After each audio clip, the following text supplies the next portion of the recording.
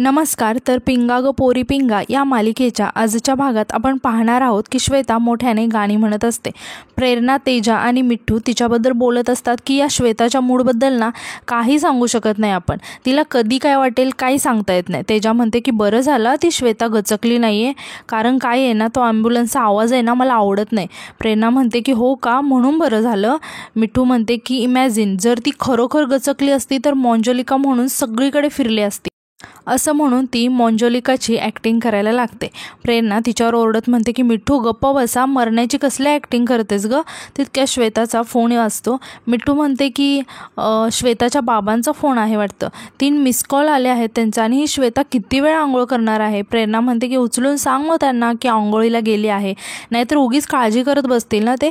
मग मिठ्ठू call receive करते. श्वेताचे बाबा विचारतात की श्वेता बरी आहेस ना, काय झालं, 3 वेळा फोन केला, फोन का उचलला नाहीस.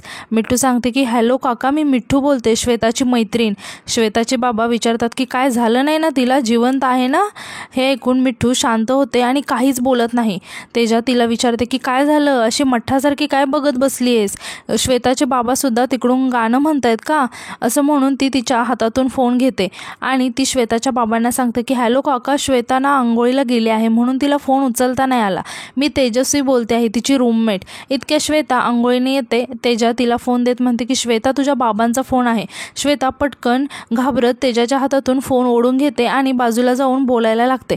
श्वेताचे बाबा विचारतात की श्वेता बरी आहेस ना तू, फोन केले 2-3 वेळा, फोन का उचलला नाहीस तू. श्वेता खोटं खोटं हसत बाबांशी बोलायला लागते आणि म्हणते की अण्णा तुम्ही नेहमी काळजी करता माझी, मला काय होणार आहे, आज चांगली ठणठणीत आहे मी. आणि सांगते की इकडे सगळं छान चालू आहे. असं म्हणून ती घाबरत फोन कट करते आणि नंतर नाटक करत म्हणते की अण्णा आवाज येत नाहीये आणि फोन चालू आहे, असं अण्णासोबत बोलायला लागते. मिठ्ठू आणि तेजा आश्चर्याने श्वेताकडे बघत असतात. मिठ्ठू खूप शॉक होऊन श्वेताकडे बघत असते. आता तेजा मिठ्ठूला म्हणते की अगं तू अशी का बघतेस तिच्याकडे, श्वेता आहे ती भूत बघितल्यासारखं काय बघतेस. मिठ्ठू तिला सांगते की बाबा विचारत होते की ती गेली का, त्यांना वाटतं की ती मेली. प्रेरणा म्हणते की मग त्यात काय एवढं, आपल्याला सुद्धा आधी तसंच वाटलं होतं. मिठ्ठू म्हणते की अगं हो, पण आपल्याला माहीत होतं ना, त्यांना कुठे माहीत होतं फोन उचलत नाही आहे म्हणून आपली मुलगी मेली आहे, असं कोणी विचारतं. तेजा म्हणते की काय काय पालक असतात असे रिकामटेकडे, त्यांना फक्त काळजी करता येते. मिठ्ठू म्हणते की नाही आहे तेजा, काकांच्या आवाजामध्ये वेगळीच काळजी होती, त्यांना अंदाज होता की आपली मुलगी मेलीच आहे म्हणून. प्रेरणा म्हणते की तू उगाच काहीतरी विचार नको करूस. आणि ती श्वेताकडे बघून म्हणते की अगं बघ ना किती आनंदामध्ये बोलते आहे ती गेली आहे का, म्हणजे दुकानामध्ये गेली आहे का, असं विचारायचं असेल त्यांना. असं म्हणून प्रेरणा तिथून निघून जाते. मिठ्ठू मात्र संशयाने श्वेताकडे बघतच असते. आता तेजा विचारते की काय चाललंय तुझं, एवढा ड्रामा का करतेस. मग मिठ्ठू म्हणते की जाऊ दे ना, मला काय करायचं आहे, असं म्हणून ती तिथून निघून जाते.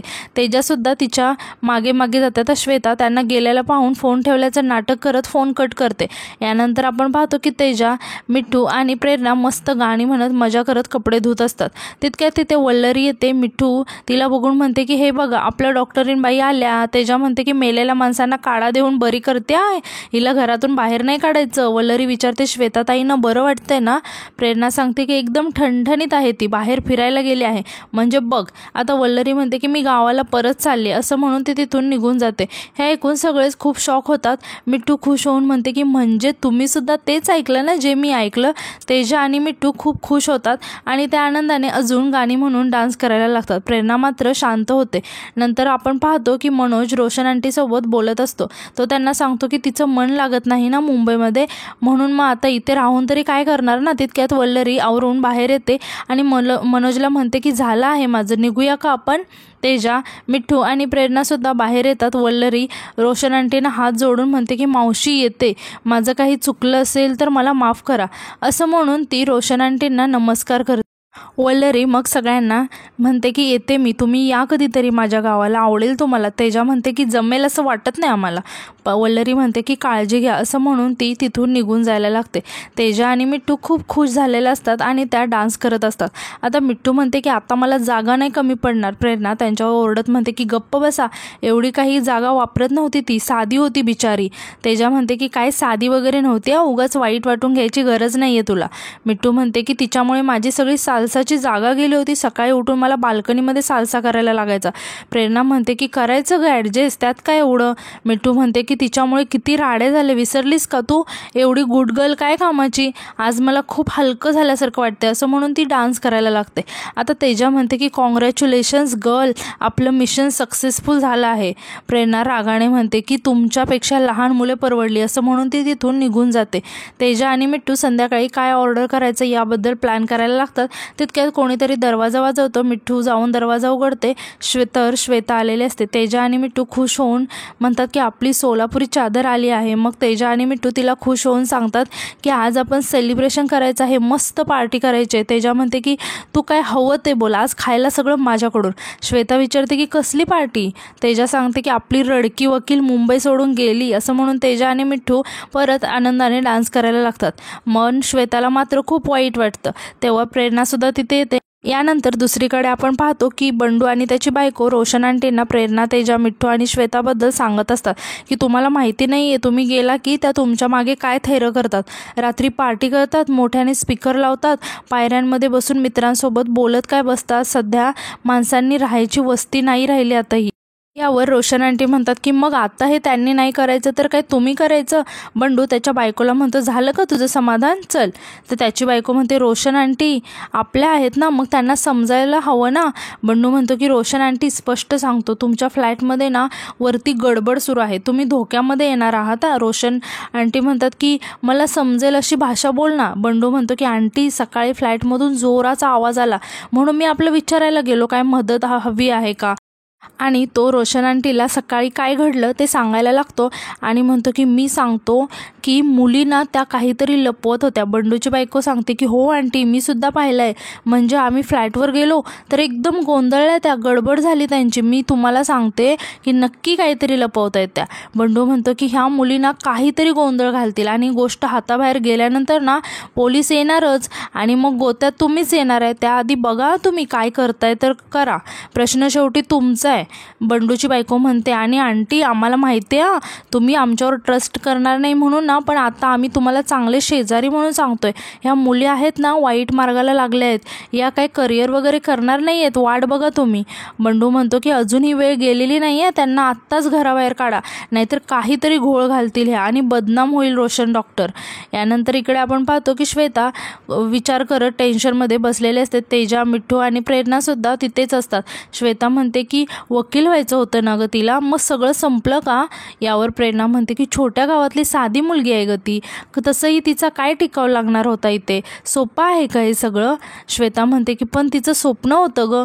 प्रेरणा म्हणते की स्वप्न सगळ्यांचीच असतात ग, पण काय पूर्ण होतात की नाही. आणि ती थोडंसं शांत बसते. आता इकडे मिठू आणि तेजा आनंदाने डान्स करत असतात आणि प्रेरणा आणि श्वेता दोघीही त्यांच्याकडे आश्चर्याने बघत असतात. तितक्यात डोरबेल वाजते. तेजा जाऊन दरवाजा उघडते तर रोशन आंटी आलेले असतात. सगळेजण घाबरून रोशन आंटीकडे बघायला लागतात आणि रोशन आंटी आत येतात. तेव्हा मिठू त्यांना म्हणते की या ना, या पिझ्झा खा. रोशन आंटी रागाने म्हणतात की आता ना तुम्ही नवीन PG शोधायला चालू करा. या मंथचं आहे ना तुमचं हे लास्ट मंथ आहे, नेक्स्ट मंथ ना माझा फ्लॅट खाली करायचा. तेजा म्हणते की हे असं अचानक काय बॉम्ब टाकताय. रोशन आंटी बोलतात की एकदा बोलली ना घर खाली करायचं तर खाली करायचं. प्रेरणा विचारते की पण असं काय झालंय अचानक. रोशन आंटी खुर्चीवरती बसत म्हणतात की अचानक काय, मी तुमच्यावरती एवढा विश्वास ठेवते, तुम्हाला स्वतःच्या मुलीसारखं समजते आणि तुम्ही त्याचा गैरफायदा घेता, उल्लू बनवता मला. तेजा रागाने म्हणते एक मिनिट, तुम्ही आम्हाला असं अचानक घराबाहेर नाही काढू शकत. नियमांच्या बाहेर आहे ते, कायद्याच्या बाहेर. रोशन आंटी म्हणतात की ते कायदा विदा मला नको शिकवा आणि 3 महिन्यांचं रेंट नाही दिलं ना तर मी तुला डायरेक्ट घराबाहेर काढू शकते.